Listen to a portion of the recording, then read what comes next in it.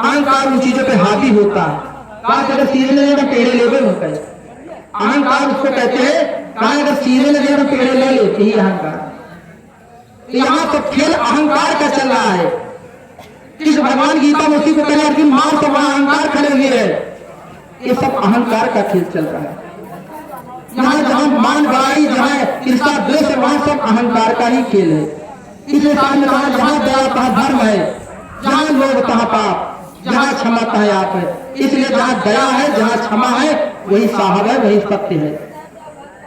तो अहंकार के कारण ही द्वंद्वात्मक बन गया। आज कृष्ण उठता है जो कहा भाई लोग बात करते कहती जब आत्मा ही अगर हमारे सत्य है, मरती ही नहीं तो भक्ति हम किसकी करे, ये कुछ खड़ा हो जाता है। क्योंकि अहंकार बनो जीव आत्मा जिसको कहते हैं, ये अपने को आत्मा घोषित कर देता है। कहा कैसे हमारे आत्मा को चोट लग गए, कहा कि मेरे आत्मा को चोट। अच्छा बताइए आत्मा चोट लगती है? अगर जिन्होंने गीता पढ़ा वो कहते भाई आत्मा को चोट नहीं लगती है, क्योंकि आत्मा परिवर्तन नहीं है, आत्मा में सुख दुख नहीं है। चोट किसको लगती है? अहंकार को लगती है चोट। अहंकार को सहन नहीं होता, इसको जीव भी कहते हैं। आज भैया हमारे जीवन ऐसे हमारे गूंजेगा के जानला फिर मेरे जौन हुआ तो उन्हें पते हैं, ऐसा भी लोग ग्रामीण बोल देते हैं। तो अगर शिक्षा को जैसे जिस भाषा में अगर उसको नहीं बताया जाएगा तो लोग समझ नहीं पाएंगे। तो बंधुओं मन बुद्धि चित्त अहंकार, यहाँ सारा खेल इसी का चल रहा है। जब अहंकार ने अपने को आत्मा घोषित कर दिया तो संतों परमात्मा शब्द रख दिया। कहा कि परमात्मा होता है, जब तक तुम परमात्मा से मिलोगे नहीं तुम्हारी मुक्ति कभी नहीं होगी। ये बात समझ में आए तो आप भूल कर देंगे, क्योंकि आत्मा ही श्रेष्ठ सत्य थी, बिल्कुल ठीक था। लेकिन जब आत्मा पर अहंकार ने हावी कर दिया, अपने को आत्मा घोषित कर दिया, तो संतों ने परमात्मा शब्द रख दिया। अभी श्वास चल रही, अहंकार कहता मेरी श्वास चल रही है, तो संतों ने कहा तुम्हारी श्वास नहीं चल रही है भाई, तुम श्वास में नहीं हो। तुम्हारा खराटा मार के सोए थे, तुम वहां पे थे? कहा नहीं था, वो विचार में तुम खाली ले लिए थे। क्योंकि जागृत में तुम दावा करते हो मैं श्वास ले रहा हूँ, मेरा खून चल रहा है। अरे तुम्हारा खून चलो प्रकृति का चल रहा है, ये ज्ञान है। तुम वहां हो नहीं, लेकिन तुम अहंकार घुस जाता है। तो जागृत में अहंकार पूरा पूरा में प्रदर्शित हो जाता है, वो शरीर को अपना मान लेता है। इसी को सामने का मानुष जन्म चूके अपराधी, देह को मानना ही अपराध है। जिसको आत्मज्ञान कहता मैं देहम नास्ति, मैं देह नहीं हूँ। देह का क्या है? यंत्र है, साधन है। मैं कौन हूँ? उसका साक्षी मात्र हूँ, मैं मौजूद हूँ, लेकिन मैं उसमें हूँ नहीं। यही ज्ञान है। हाँ सब भक्तों की तबियत बोली जा रही भाई, सभी भक्त संग्राम में पहुंच जाए, भक्तों की तबियत किया हुआ है। कहते हैं कि योग जुगत से रंग मान में पिया पाए अनमोल है। कहते हैं इसमें ज्ञान का उजाला हो जाएगा कि शून्य ही रंग महल हो जाएगा। पिया पाए अनमोल है, पिया मैं अनमोल माने जो सत्य था वो मुझे मिल गया।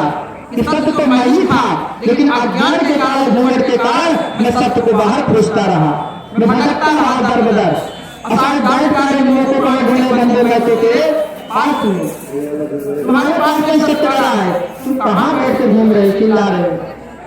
आगे साहब बताए कहाँ कबीर आनंद भयो है, कहाँ कबीर आनंद भयो है। बाज गया महब बोल रे तुझे पिया मिलेंगे, घूंघट का पट खोल रे तुझे पिया मिलेंगे।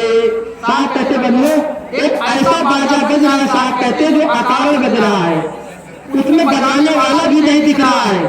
वो बाजा स्वता बज रहा है प्रकृति का, प्रकृति में परमात्मा नित्य स्वयं कर रहा है, उसमें कोई बजाने वाला नहीं है बंधुओं। क्योंकि एक राजा सम्राट थे और उनके मंत्री थे, तो एक ऐसा उस क्षेत्र में संगीतक कलाकार था, ऐसा बाजा बंधु बजाता था सत्यनाम। तो बाजा ऐसा बजाता था कि क्षेत्र के जितने निवासी थे बड़े राजी थे कि उसका बाजा मुझे सुनना चाहिए। और राजा ने मंत्री से कहा कि भाई वो कलाकार बुलाइए, मैं उसका बाजा सुनूंगा। बाजा सुनना बड़ा नामवर है। तो मंत्री जाकर के कहा बाजा वाले के पास जाकर के कलाकार से कहा कि ऐसा ही बताइए कि हमारे राजा साहब आपका जो भंज बाजा बजाते हो सुनना चाहते हैं। तो कहा भाई बाजा तो सुना सकते हैं बजा करके, लेकिन कुछ मेरी शर्त है।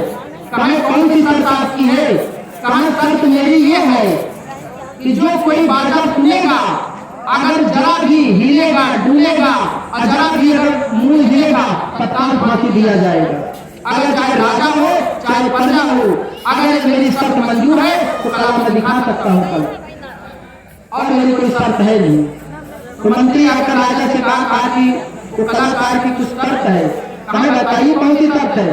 कहा वो कलाकार ने कहा कि बाजा मैं सुनाऊंगा, लेकिन एक शर्त है, चाहे राजा हो चाहे प्रजा हो, अगर बाजा बजेगा कोई व्यक्ति जरा भी हिलेगा डूलेगा कुछ करेगा तत्काल फांसी दिया जाएगा, क्योंकि उसमें राजतंत्र था। तो राजा ने कहा यार मान लो मैं तो अपने को बस में कर लूंगा, क्या प्रजा बस में कर पाएगी। कहा भाई के अलाउंस कर दो, जो कोई मुंह तक न हिलाने को राजी होगा वही व्यक्ति इसमें आएगा, नहीं तो फांसी से कोई बचा नहीं सकता। तो बंधुओं, राज्य में झगड़ा पिटवा दिया गया। जब सब एकत्रित हुए बाजा बजाने वाले कलाकार आए तो कलाकार ने राजा से कहा कि अच्छा ये बताइए क्या मेरी शर्त आपको स्वीकार है। कहा हाँ प्रभु आपकी शर्त स्वीकार है। कहा अगर जरा भी हिलेगा डूलेगा तत्काल उसे मैं फांसी दूंगा। कहे ठीक है आपकी शर्त मंजूर है। कलाकार ने बंधुओं जैसे ही बाजा बजाया तो एक मूर्ति को उसके झूमने लग गए। उसमें गांव के थे वो बेचारे, पढ़े लिखे थे नहीं, उनको मौत की भी परवाह नहीं, तो झूमने लगे। तो जो झूमने लगे तो पड़ोस वाले लोग भी कहने लगे कहा भैया देखो हम तो नहीं थे, मारा गए, पक्का है कि मौत में गए। राजा साहब भी कहे हम तो नहीं हिल डुल रहे हैं, ये बेचारे बिल्कुल नाहक मारे गए। उनको पता भी है कि मृत्यु हो जाएगी, लेकिन फिर भी पता नहीं क्या हो गया। तो सारे लोग उसमें बंधु 4-5 मूर्ति ऐसे थे जो एकदम हिल डुल रहे थे, फिर नाचने लग गए। राजा साहब ने कहा सब गाँव वाले ने बच नहीं सकते, पक्का है मरे, क्योंकि सब ने अपने शरीर देख रहे थे, सब देख रहे थे हमारी शरीर हिल डुल तो नहीं रही है। संगीतकार बजा रहा था बाजा और सबकी शरीर एकदम स्थिर थी। जब बंधुओं कला एकदम समाप्त हुई, समय नहीं से काट कर बोल रहा हूँ, जब कला समाप्त हुई तो उस कलाकार ने रुका दिया 5 को, कहा रुक जाइए बाकी सब जा सकते हैं। तब गांव वाले कहे भाई हम तो बड़ा अच्छा करेंगे, हिले डुले नहीं, अरे तो बेचारे नहकर मारा गए, इनके लड़कन का कहा हुई, पत्नी का कहा हुई, अरे पता भी था इनको, नाहक अपनी जान खतरे में ले लिया। तो उस कलाकार ने राजा साहब ने कहा यार मैं तो क्या बताऊं, मैंने इस पर स्वीकार किया तो फांसी तो मुझे ही देना पड़ेगा, क्योंकि वचन मैंने मान लिया है। उस कलाकार ने कहा कि जो तुम्हारे व्यक्ति आए थे, अब तुम भी उस कलाकार में बैठे थे सुनने के लिए मेरे संगीतक में, ना तो तुम मेरे असली प्रेमी थे, ना तो तुम्हारे गांव वाले असली प्रेमी थे, तो 5 मेरे असली प्रेमी थे। बाकी कोई मेरा बाजा आज तक नहीं सुना था। मेरी धन का आनंद अगर लिया है तो 5 ने लिया है, बाकी और कोई धन का आनंद नहीं लिया है। लेकिन उनको पता है कि मेरी मौत हो जाएगी, मौत का भी डर है, लेकिन वो मौत का भी डर ना होते ही मेरा कला नाच गए और दिखा दिए कि मैं तुम्हारा असली प्रेम हो, चाहे मेरी जान ही क्यों ना ले लो। कभी उसी प्रेमी की बात करते हैं कि मैं वो बाजा है तो बाजा बिना तुम्हारे मीठे बज नहीं सकता है। जो कोई अपने को मिटाएगी हस्ती रख दे तो बाजा का संगीत सुन सकता है। इसलिए कविता ने कहा कि प्रेम निवारी मुझे प्रेम न हार बिकाए, राजा प्रजा दिल उसे शीश दे ले जाए। कभी कभी वही प्रेम की बात कर रहे हैं तो प्रेम आत्मा का तभी मिलेगा जो मिटने को राजी है, जिस चीज को अहंकार को चढ़ा दे तो प्रेम को पा सकता है। कहने जो मृत्यु की परवाह नहीं करता है वही आनंद की धन को सुन पाता है। इसलिए साहब कह रहे हैं काहे कबीर आनंद भयो है, बाज गया महादेव रे तुझे पिया मिलेंगे, घूंघट का पट खोली रे तुझे पिया मिलेंगे। साथ बजाए सब बजाए वो बजाने वाला नहीं, उस प्रेम बजा है 24 घंटे बजा है, लेकिन तुम्हारी चेतना वहां तक जा नहीं पाती। और बाजा के लिए कुछ शर्त है कि तुम्हें मिटना पड़ेगा। इसलिए अहंकार को जहाँ खतरा दिखता है ये भाग खड़ा होता है। आज हमारे गुरु के पास जाकर कोई देंगे, गुरु के पास मन बताओ बेस्ता के पास बैठ सकता है, शराब खाने के पास बैठ सकता है, चाय दुकान के पास बैठ सकता है, ये गुरु के पास क्यों नहीं बैठता? क्योंकि उसे पता है कि मैं झूठा हूँ, अब मैं गुरु के पास बैठेंगे मेरी सच्चाई दिख जाएगी, अवगुण दिख जाएगा। आम आदमी बैठता है, जो हरकत गाँव में करता है, महात्मा पार्टी में कुर्सी मिलता है, बीड़ी पीता है, कितने महात्मा भी बन जाते हैं, कुर्सी गाना चल रहा है, क्योंकि आदत वासना छूटती नहीं है, मन की जंजीर ने पकड़ लिया। साथ कहती है जंजीर किसी और ने बांधा नहीं, तुमने स्वयं बांधा है, इसलिए स्वयं तुम्हें तोड़ना पड़ेगा। संतों ने हमारी विधि दिया है तुम्हें तोड़ने के लिए, इसलिए गुरु मुक्त होता है, चेला नहीं मुक्त होते, क्योंकि अगर चेला भी करनी करेगा तब मुक्त हो पाएंगे। गुरु की करनी, गुरु हो गए, चेला करनी, चेला देता नाम हेला, हेला माने निर्णय कर लेना, सही क्या है गलत क्या। तो बंधु देखिए समय का हमारा समय पूरा हो चुका है, बहुत संत महात्मा हमारे आए हैं, हम इसी गाने से अपना विराम लेते हैं। बोलिए महाचैतन्य परम पुरुष परमात्मा की, आज के आनंद की जय। बोलिए